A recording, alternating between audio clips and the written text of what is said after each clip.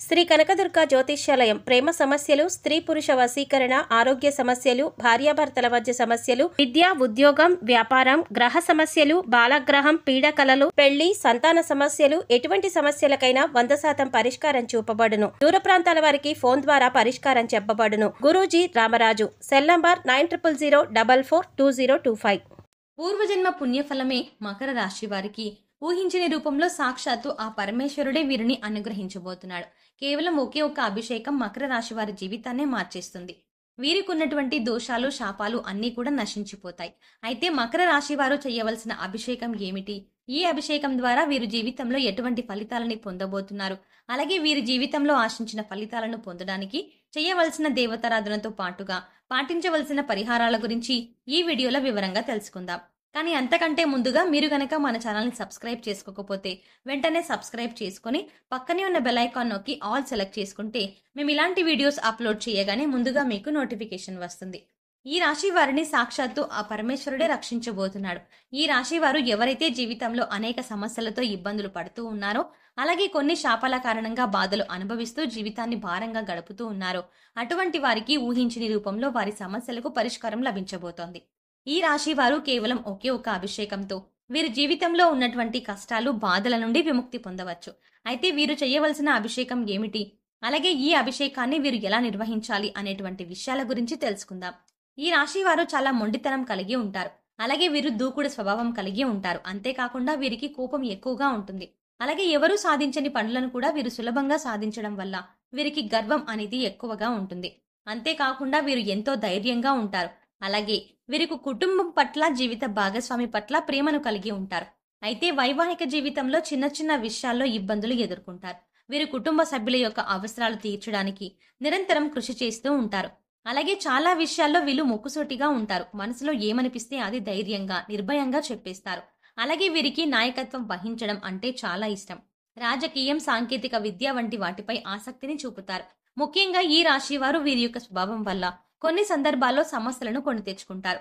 అలాగే ఈ రాశి వారికి ఉన్నటువంటి దోషాల కారణంగా కూడా వీరు అనేక ఇబ్బందులను ఎదుర్కొంటారు. ముఖ్యంగా వీరికి పూర్వజన్మ దోషాలు, పితృదోషాలు వంటివి ఉంటాయి. వీటితో పాటుగా ఈ రాశి వారు దీర్ఘకాలిక అనారోగ్య సమస్యల వల్ల ఎక్కువగా ఇబ్బంది పడతారు. అయితే ఈ రాశిలో ఎవరైతే ఇటువంటి ఇబ్బందులు పడుతూ ఉన్నారో వారందరికీ ఆ పరమేశ్వరుని అనుగ్రహం లభించబోతోంది. కేవలం ఒకే ఒక్క అభిషేకం ద్వారా మీకున్నటువంటి బాధలు, కష్టాలు, శాపాలు, దోషాల నుండి విముక్తి పొందవచ్చు. అభిషేక ప్రియుడు అయినటువంటి ఆ పరమేశ్వరుడు 12 జ్యోతిర్లింగ రూపాల్లో ఈ భూమండలంపై వెలిశాడు. ఈ విధంగా వెలిసినటువంటి 12 జ్యోతిర్లింగాలకు అనేక విధాలుగా అభిషేకాలు నిర్వహిస్తూ ఉంటారు. ఒక్కొక్క అభిషేకానికి ఒక్కొక్క ప్రాధాన్యత ఉంది. అయితే లింగ రూపధారి అయినటువంటి ఆ పరమేశ్వరులకు ఏ విధంగా అభిషేకం చెయ్యాలి, అలాగే అభిషేకం చేయడం ద్వారా ఎటువంటి ఫలితాలని పొందుతామో తెలుసుకుందాం. మనకున్నటువంటి కష్టాల నుండి, బాధల నుండి, దోషాల నుండి విముక్తి పొందాలి అంటే లింగ రూపధారి అయినటువంటి ఆ పరమేశ్వరునికి మనం ఏ విధంగా అభిషేకం చెయ్యాలి, అలాగే ఏ విధంగా అభిషేకం చేయడం ద్వారా ఎటువంటి ఫలితాన్ని పొందుతామో తెలుసుకుందాం. కంచిలో వెలిసినటువంటి ఏకాంబరేశ్వర శివలింగంకు దారాభిషేకం చేస్తారు. ఈ విధంగా చేయడం వల్ల సకల పాపాలు నశిస్తాయి. అలాగే తేజోలింగధారి అయిన ఆ శివునికి రుద్రాభిషేకం అంటే చాలా ఇష్టం. ఈ రుద్రాభిషేకం చేయడం ద్వారా సర్వ సంపదలు చేకూరుతాయి. అలాగే చిదంబరంలోని చిదంబరేశ్వరుడికి శతరుద్రాభిషేకం చేస్తారు. ఈ శతరుద్రాభిషేకం వల్ల కుటుంబ అభివృద్ధి జరుగుతుంది. అలాగే శ్రీకాళహస్తిలోని కాళహస్తీశ్వరుడికి ఏకదశ రుద్రాభిషేకం చేస్తారు. ఒరిస్సాలోని కోణార్కులోని సూర్యరూపధారి అయిన శివునికి లఘు రుద్రాభిషేకం చేస్తారు. దీనివల్ల పునర్జన్మ ఉండదని శాస్త్రం చెబుతోంది. అలాగే చంద్రనాథ లింగంకు మహారుద్రాభిషేకం చేస్తారు. దీనివల్ల జ్ఞానాభివృద్ధి జరుగుతుంది. అలాగే కాఠ్మండు వద్దన త్రినాథ క్షేత్రంలో అతి రుద్రాభిషేకం చేస్తారు. ఈ అభిషేకం వల్ల అఖండ పుణ్యం, ముక్తి చేకూరుతుంది. అలాగే శివలింగానికి ఆవు పాలతో అభిషేకం చేయడం ద్వారా సంతాన ప్రాప్తి కలుగుతుంది. అంతేకాకుండా బిల్వపత్రం ఉంచిన నీటితో అభిషేకం చేయడం ద్వారా ఆయువు, ఆరోగ్యము అభివృద్ధి చెందుతుంది. అలాగే స్వచ్ఛమైన నీటితో అభిషేకం చేయడం వల్ల సకల వర్షాలు కురుస్తాయి. కొబ్బరి నీరు, తేనె, పండ్ల రసం, చెరుకు రసం, నెయ్యి లాంటి వాటితో అభిషేకం చేస్తే సకల పాపాలు నశించే ఆరోగ్యం, ఐశ్వర్యం, వంశాభివృద్ధి జరుగుతుంది. అంతేకాకుండా శివ పూజ మహత్యంలో చాలా విశేషమైనటువంటి ఒక అభిషేకాన్ని గురించి వివరించారు. అదే సహస్ర ఘటాభిషేకం. ఈ సహస్ర ఘటాభిషేకంలో 1296 కలశాలతో అద్భుతంగా శివునికి అభిషేకాన్ని నిర్వహిస్తారు. ముందుగా ఈ అభిషేకానికి 1296 కలశాలను సిద్ధం చేసుకుంటారు. తర్వాత వాటిని శుద్ధి చేసి వాటికి విభూదిని రాసి బొట్లు పెట్టి తర్వాత అష్టగంధం సుగంధ ద్రవ్యాలు అలాగే పంచామృతాలు అన్నింటినీ కలిపి అభిషేక జలాలను సిద్ధం చేసుకుంటారు. ముందుగా సిద్ధం చేసుకున్న ఘటాలన్నింటికి ధూపాన్ని వేస్తారు. తర్వాత వాటన్నింటినీ ఒక క్రమ పద్ధతిలో ఉంచి తయారు చేసినటువంటి అభిషేక జలాన్ని ఆ కలశాల్లో నింపి పూజా కార్యక్రమం నిర్వహిస్తారు.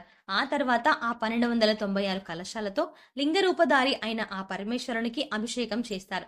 ఈ విధంగా అభిషేకం చేయడం వల్ల పూర్వజన్మ దోషాలు, సర్వదోషాలు, సర్పదోషాలు, పితృదోషాలు వంటివన్నీ కూడా తొలగిపోతాయి. అయితే అందరూ ఈ సహస్ర ఘటాభిషేకాన్ని నిర్వహించలేరు. ఎందుకంటే వారి వారి ఆర్థిక ఇబ్బందులు, అలాగే వారి యొక్క జీవన శైలి, అలాగే వారు కూడా ఈ అభిషేకాన్ని నిర్వహించాలంటే సాధ్యం కాదు ప్రతి ఒక్కరికి. కాబట్టి ఈ రాశి వారికి కేవలం ఒకే ఒక అభిషేకంతో ఆ పరమేశ్వరుడి యొక్క అనుగ్రహం ఏ విధంగా పొందాలో తెలుసుకుందాం. అంతేకాకుండా ఈ రాశి వారు కేవలం ఒకే ఒక్క ఈ అభిషేకం చేయడం వల్ల వారికి ఉన్నటువంటి కష్టాలు, దోషాలు, శాపాల నుండి విముక్తి పొందవచ్చు. అలాగే ఈ రాశి వారికి ఈ అభిషేకం చేయడం చాలా సులభం. ఎందుకంటే ఈ అభిషేకాన్ని అధికంగా ధనాన్ని ఖర్చు చేయాల్సిన అవసరం లేదు. అంతేకాకుండా కేవలం వారి యొక్క భక్తి శ్రద్ధలు మాత్రమే ఈ అభిషేకానికి అవసరం. కాబట్టి ఇటువంటి అభిషేకాన్ని చేయడం ద్వారా మీ జీవితంలో మార్పును పొందవచ్చు. అయితే ఈ రాశి వారు పాటించవలసిన అభిషేక విధానం గురించి తెలుసుకుందాం. ముందుగా శ్రేష్టమైనటువంటి పుట్టమట్టిని తీసుకోండి.